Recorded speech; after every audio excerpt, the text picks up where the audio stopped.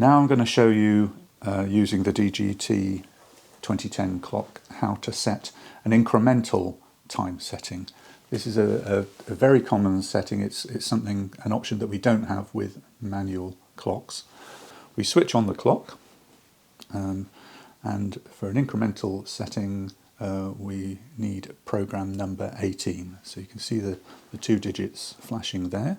In order to select program number 18 for incremental timing, sometimes called Fischer timing, we have to go up here. We can hold that plus key down all the way up to number 18, so, right, like that. Once we're at number 18, we click this blue bar on the right hand side to confirm, and then we need to set the time for each player, including the incremental bonus time that's added with each move that we make. With the Southampton Chess League, we've moved to a default timing of incremental time with an hour and 20 minutes fixed plus an increment of 10 seconds per move. So I'm going to show you how to set that particular amount of time for each player. As with the fixed time settings, we've got hours and minutes here flashing. We've got the hours flashing. We're going to go up to 1 hour. And we're going to press this button on the right, and we're going to now set the number of minutes of fixed time. And we're going to have 10, 20 in the tens column. Confirm that. And it's 1 hour 20, so we don't need to do anything with the units in terms of minutes. So that's now set for the left-hand clock. Press the tick over here to confirm, and what we then get is something that says seconds. Now this is the point where we do not want to set the number of seconds, because this will be number of seconds of fixed. So what I'm going to do is to completely ignore that. So we want 1 hour and 20 with no seconds as our fixed amount of time. And I'm going to confirm those two digits, the tens and the units of seconds. And then we go to the right hand side, and you might think, what about the increment for the left hand player? Well, that comes a little bit later, as we'll see.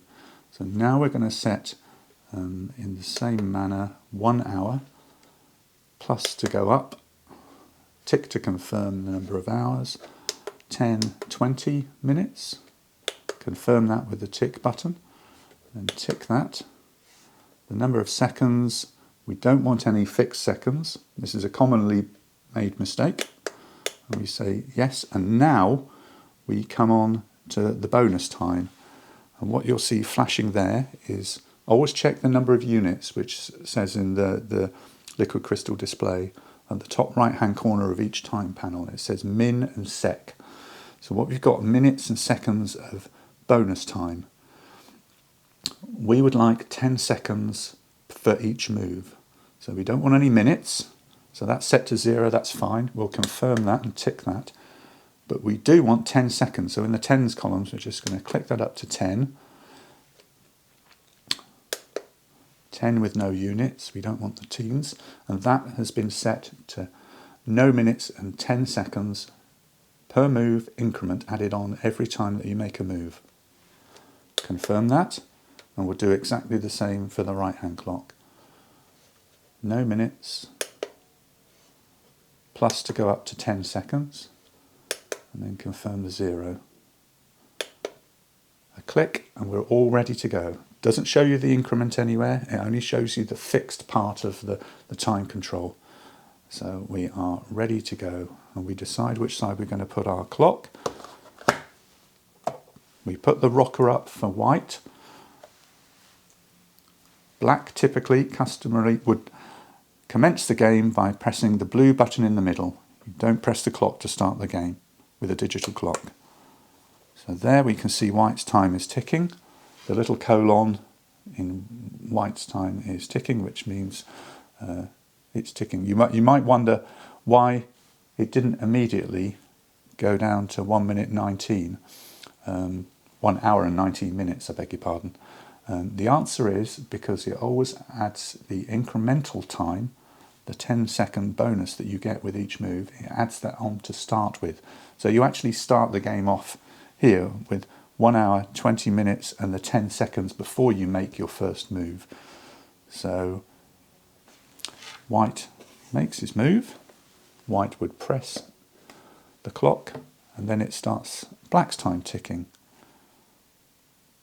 And I'm here as black, I'm thinking about my move. You can see here, it's only now just gone down to 1 hour and 19 minutes. So I'd use my incremental 10 seconds. And then I make my move, press my clock, and although it's only showing an hour and minutes, it's added another 10 seconds onto my allocated time under the covers, because these clocks do not show the number of seconds remaining until you get down to 20 minutes of fixed remaining. Once you go down to 19 minutes and 59 seconds, the display will change. This is whether you have an incremental setting or a fixed setting, and it gives you the number of seconds.